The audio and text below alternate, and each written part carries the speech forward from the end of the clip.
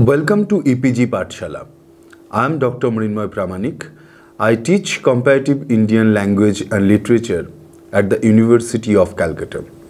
Today we will discuss a module on Australian poetry by the writers of European descent. This module is prepared by Sanchoita Chakraborty, Bankura University. The objectives of this module are, this module intends to give a comprehensive idea about the Australian poetry by the writers of the European descent. It will introduce the major Australian poets of European descent. It will offer a critical overview of the major poems by the Australian poets of the European descent. The module will further analyze how these Australian poets of European descent engage with the Australian themes like bush poetry, outback, mateship, and the Australian nature tinged with beauty and terror. Now let us begin. Australia emerged as a country which contained a number of colonies at the early phase of Western domination. The first generation of Australian writers came from these places where people from various European countries arrived and settled for generations. The first flowering of Australian literature unfolded through the works of these Australian writers of European descent. As the European influence is prominent in the first literary works, the early Australian literature often shared the English literary traditions. Poetry occupies a significant portion of the early Australian literature. Gradually, Australian literature has grown to be more Australian in tune and in theme. The writers of European descent have imbibed the Australian culture in their works, and Australian emerges anew through their works. Australian poetry by the writers of European descent followed the same trend. Early Australian poetry by writers of European descent. The early Australian writers of European descent share their awareness of belonging to a settler community. Their writing represents a celebration of pioneering Australian values and a deep attachment to the land, its nature and people. The early Australian poets of European descent like Charles Thomson and William Wentworth tried to capture their experience in the new and their sense of local pride as they were born in the colony in their work Australasia 1823. The first volume of Australian poetry by the writers of European descent is Barren Fields' First Fruit of Australian Poetry 1819, which was published in Australia. The writers in the colony often expressed their nostalgia for home, their ancestral roots in European countries. A sense of exile haunted the poems of the convict songs and the bush ballads of that time.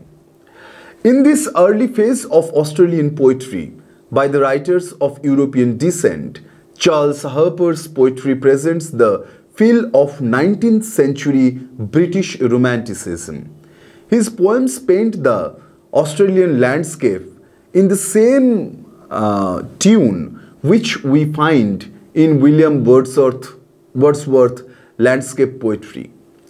Percy Bysshe Shelley's idealism and American transcendentalist Ralph Waldo Emerson's ideas were also quite influential on Harpur's romantic poems. Nationalistic feelings where in the rise of the Australian poetry of the late 19th and the early 20th century, and the pioneering Australian journals like Bulletin promoted Australian literature for the Australian people. Australian poets of European descent also began to write Australian, and Henry Lawson emerged as the poet of the people. Another important contribution in the Bulletin was A.V. Banjo Peterson, who was hailed for his bush ballads. These two classical Australian poets, Lawson and Banjo Peterson, were entangled in the well-known Bulletin debate. This debate presented these two poets' perspectives on the Australian nature of life. Lawson wrote about the hard realistic life of the bush, while the romantic bush life comes alive in the Patterson's poetry. Other important Australian poets of European descent are Henry Kendall, Christopher Brennan, and Adam Lindsay Gordon. Henry Kendall's Leaves from Australian Forest 1869 brings his poetry of forest and mountain streams. His poetry focuses more on the sounds and descriptions than on actions. Christopher Brennan's poetry is characterized by the traditional style of poetry. Containing many classical allusions, he concentrated more on his symbolist poetry other than local preoccupations with nationalism.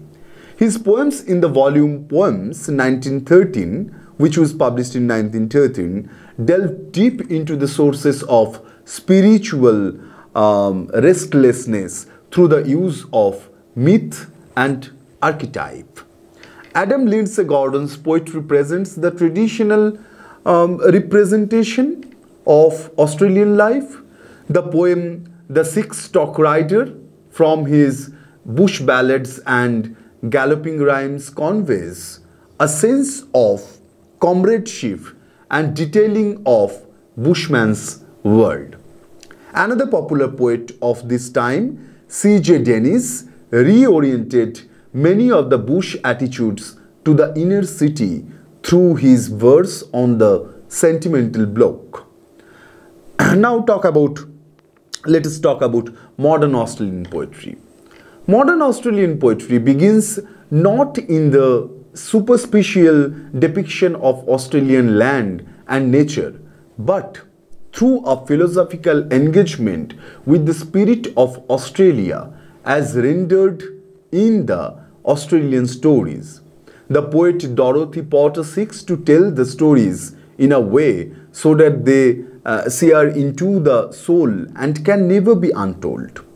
This Australian spirit celebrates its unaffectedness by any European schools and traditions and presents its ingenuity.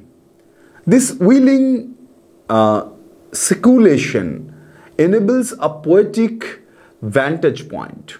The nature of modern Australian poetry is varied and quite debated by the writers of European descent. Sometimes it is cosmopolitan in nature. Sometimes it is the nationalist hues are dominant in these poems. Often it is iconic in expression.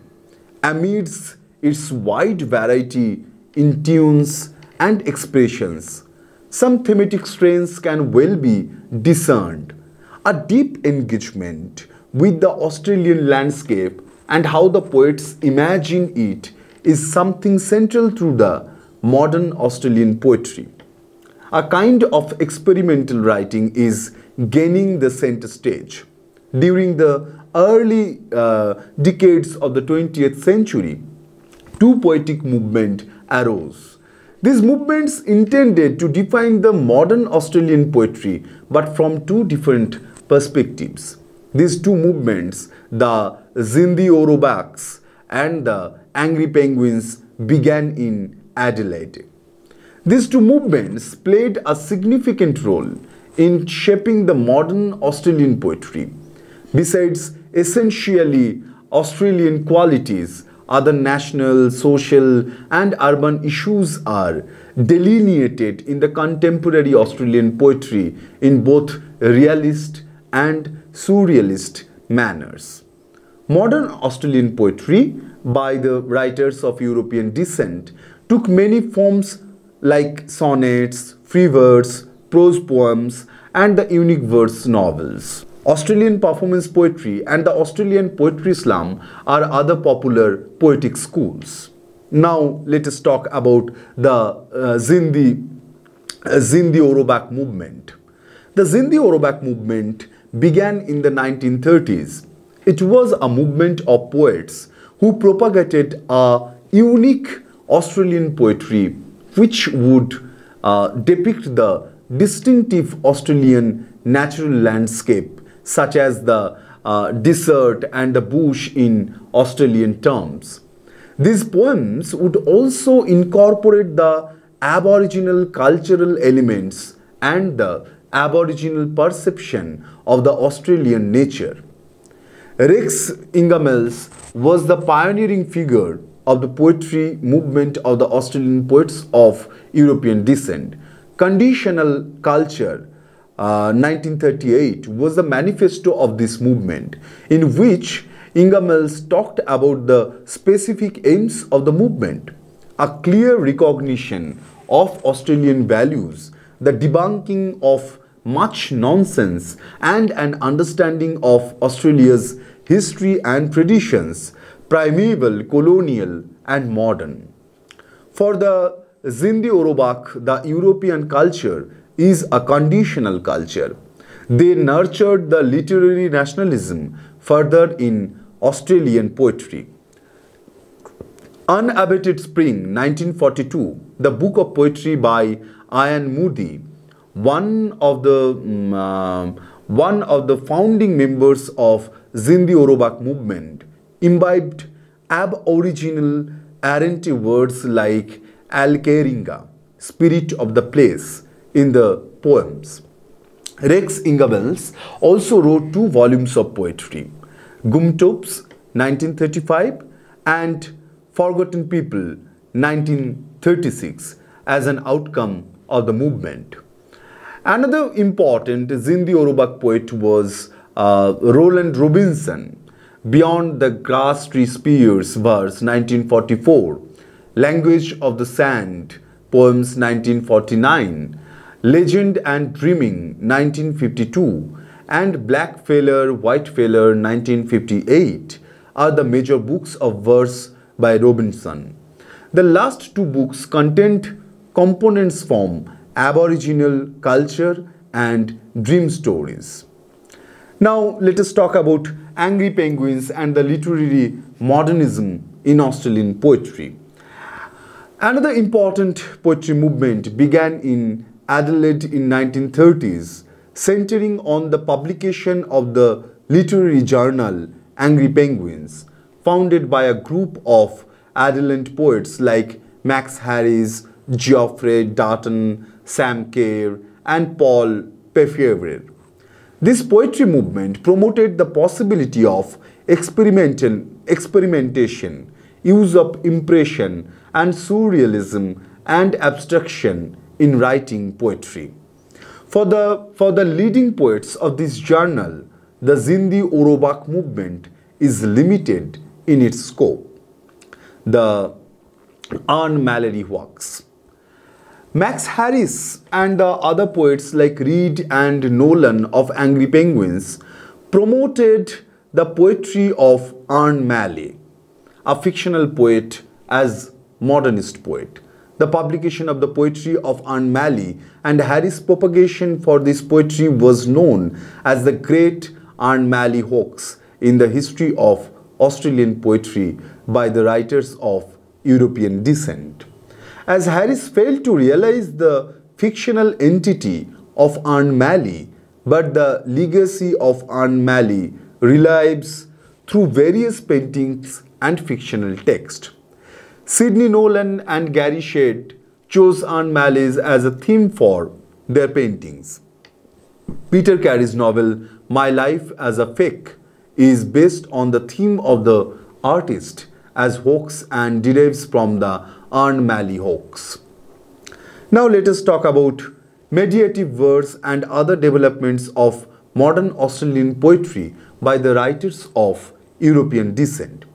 Besides the descriptive verse, the Australian poets of European descent moved to meditative lyrics. A new symbolic understanding of Australia emerges in the modern Australian poetry. Besides the poetic giants like Eddie Hope, the Judith Wright, Douglas Stewart, James McAuley, David Campbell, Rosemary Dobson, and Vivian Smith enriched this tradition of meditative verse. Eddie Hope's poetic fabric is textured with the satiric, witty, and allusive tunes. His poetry often shows the influence of the middle style of John Dryden, the English neoclassical poet. We find a more emotionally charged poetic verse in Judith Wright's poetic Weaver. Douglas Stewart's collected poems 1936 to 1967, which was published in 1967, brings in a mediative understanding of natural world in which Stewart conceives a deeper cosmic morality. James McAuley's fine verses like Pieta and poems of Music Late at Night 1976 present a different facet of the contemporary Australian poetry. Les Moore's poetry in the late 20th century brings in his allusive voice. His poetry concentrated on the secular world of spiritual realities in his volume of poetry like Dog Foxfield 1990. He is concerned to find the importance of poetry in ordinary life. Bruce Dawes' Sometimes Gladness 1993 represents Dawes' journalistic contemporary poetry. Robert Gray, in his verse volume like Piano 1988 and Certain Things in 1993, wrote spare lyric poetry.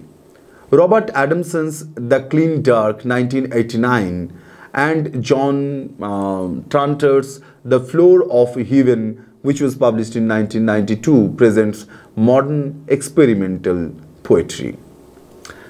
The later part of the module will concentrate on the detailed discussion of the major Australian poets of the European descent in the later half of the 20th century.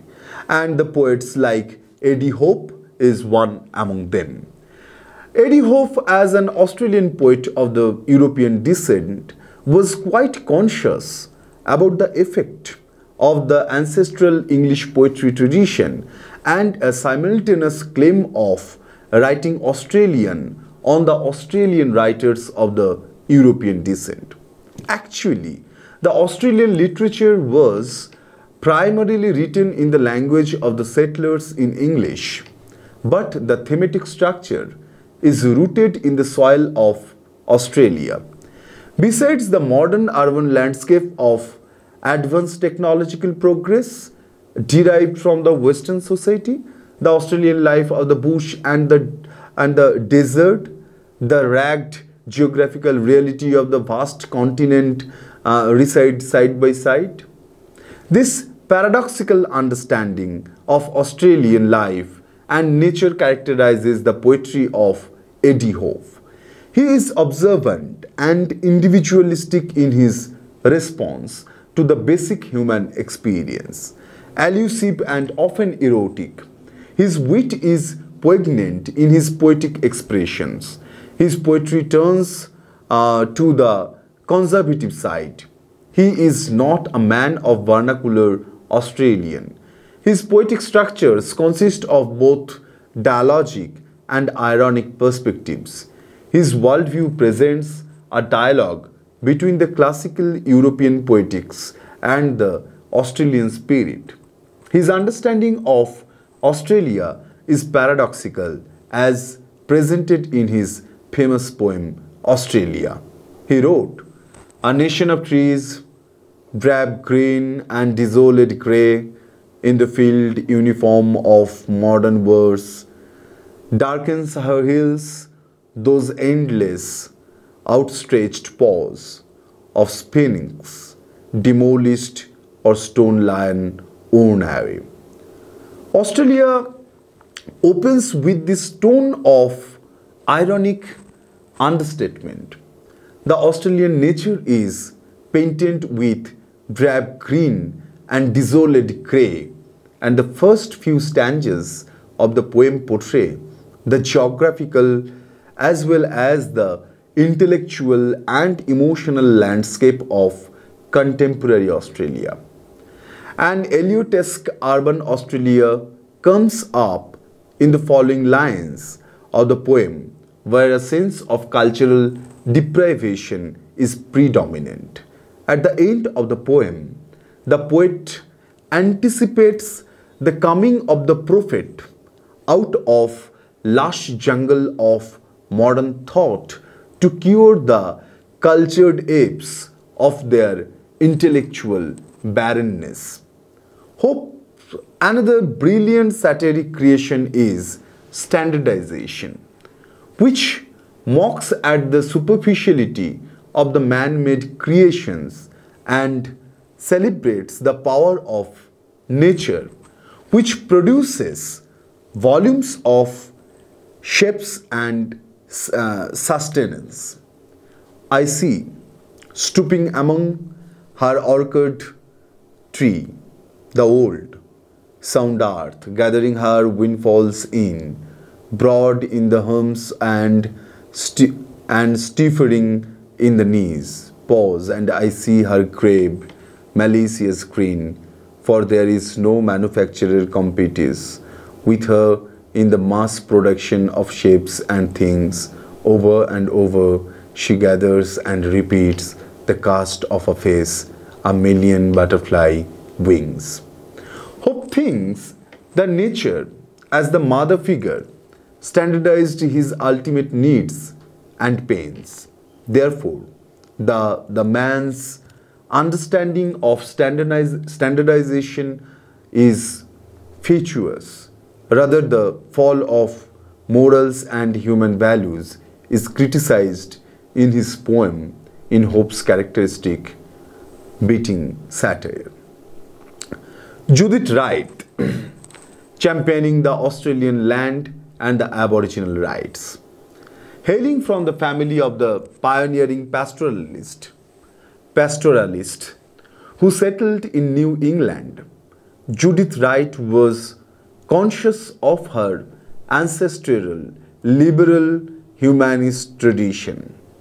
Her gradual realization of the deprivation of the Aboriginals and the destruction of the ancient Australian landscape in the hand of the colonial settlers and her ancestors' participation in the process of annihilation moved her to a kind of expiation through her poetry. Besides the direct and emotional textures of her poetry, Wright's writing campaigned for Aboriginal rights as well as propagated the conservation of Australian land and people. As Parthapratim Dasgupta points out, Judith Wright celebrates Australia covered with the misty aura of oral narratives, native myths and stories that have the capacity of constantly haunting an ardent lover of this rugged country. While life is harsh out the well-earned fruits of labor essentially sweet. Judith Wright's famous poem, Woman to Man, poetically renders the creation of life through the sexual intimacy which is presented by beautiful symbolic expressions of the moments of physical togetherness of the woman and the man. The eyeless laborer in the night, the selfless, shapeless seed I hold, builds for its resurrection day, silent and swift and deep from sight, forces the unimagined light. Her poems try to converge the two worlds, the world of the indigenous and the world of the non-indigenous settlers. As a conservationist and as the champion of Aboriginal rights, she not only campaigned for the preservation of the Aboriginal culture and people, but she succeeded in translating the Aboriginal experience in many of her poems.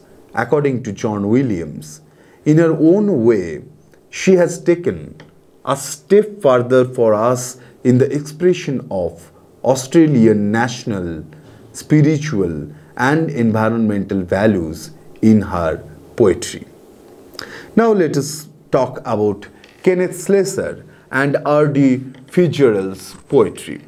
Kenneth Slessor and R.D. Fitzgerald's poetry brings in modernism in Australian poetry by the writers of European descent.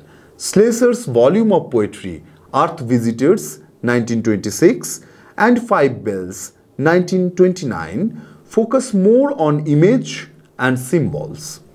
40 Years poem, 1965, and Product Later Verses by Robert D. Fitzgerald in 1977 by Robert D. Fitzgerald are much more committed to philosophical poetry.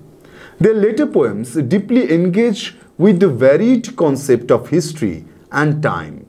According to a critic, Kenneth Slessor was probably the most talented one to have written in Australia and the first renovator of 20th century Australian poetry. Slessor's career as a poet ran in tandem with his life as a hard-working journalist. He seems to have been able to turn off the raucous babble of everyday Sydney like a radio and to produce the piercing, rinsed clean order of words that characterize his best poetry. The poetry of Rosemary Dobson and Queen Harwood. David McHugh, in his introduction to Rosemary Dobson's poetry, points out that Rosemary's poetry is haunted by vexatious apparitions, omens, annunciations, prophecies, and premonitions. Her poetry is also light and lucid in tone, as well as found in her books of poems like Convex Mirror, 1944, and Ship of Ice, 1948. Renaissance paintings were one of the major shaping forces in her poetry. Her poetry ranges from the formal verse to free verse. Literary realism and the poetry of Charis Wallace Crabbe. The 1960s and the 1970s saw the emergence of intense literary realism in the poetry of the Australian writers of European descent. Francis Webb, 1925 to 1973, wrote poems on the themes of religious exploration and nature of poetic creativity, realistic engagement with the socio-political circumstances, and often satiric presentation occupy the poetry of Chris Wallace Crabbe, Bruce Daw, and Vincent Barclay.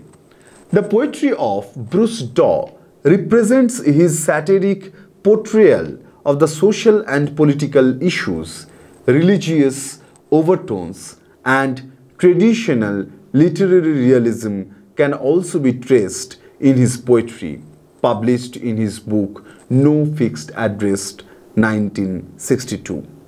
This satiric realism is evident in Wallace Crabbe's Eliotesque portrayal of the private hell of the citizens of Melbourne in his famous poem Melbourne. The Woori urbanism is evident in the concluding lines. Highway by highway, the remorseless cars strangle the city, put it out of pain, its limbs still kicking feebly on the hills. Nobody cares. The artist sail at dawn, for brisker ports or wrought in public birds. Though much has died here, little has been born. The city is represented in negative terms, where the citizens suffer disgruntlement, intellectual and emotional barrenness plague the city, which is becoming claustrophobic for the citizens of Melbourne. Verse novels of Dorothy Porter and Les Moore. One of the oldest poetic genres, the verse novel, was revival in the hand of a distinctive poetic voice in the history of Australian poetry by the writers of European descent. Other than her books of poetry, The Bee Heart 2009 and Love Poems 2010, Dorothy Porter reached eminence through her 5 verse novels, which are Akhenaten 1992, based on the Egyptian pharaoh of that name and told as a series of dramatic monologue, The Monkey's Mask 1994, a verse satire on the local poetry, the verse satire on the local poetry scene.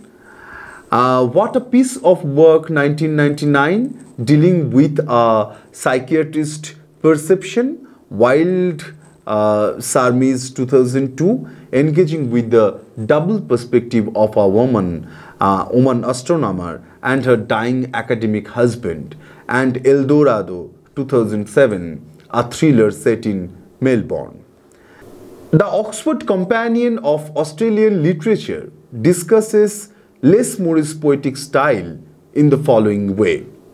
The continuing themes of much of his poetry are those inherent in that traditional nationalistic identity, respect, even reverence for the pioneers, the importance of the land and its shaping influence on the Australian character, admiration for the special Australian character, down to earth, laconic, we are a colloquial nation, and based on such bush-bred qualities as egalitarianism, practicality and straightforwardness and independence, special respect for that Australian character in action in wartime, the country soldiers, and a brook no argument preference for the rural life over the sterile and corrupting urban environment.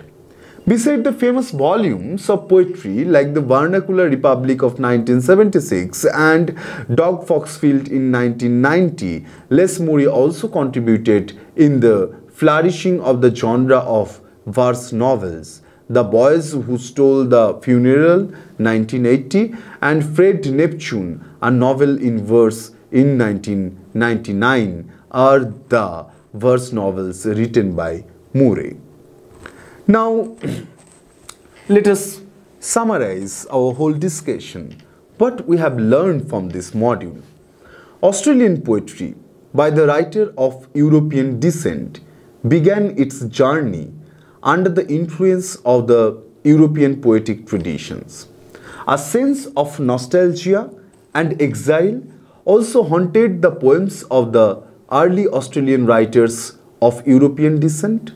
But their gradual consciousness and attachment to the Australian landscape and the bush life endowed their poetry with a distinctive Australian flavor. Henry Lawson and Bancho Peterson were the major poetic voices in the early Australian poetry by the writers of European descent. In their poetry published in the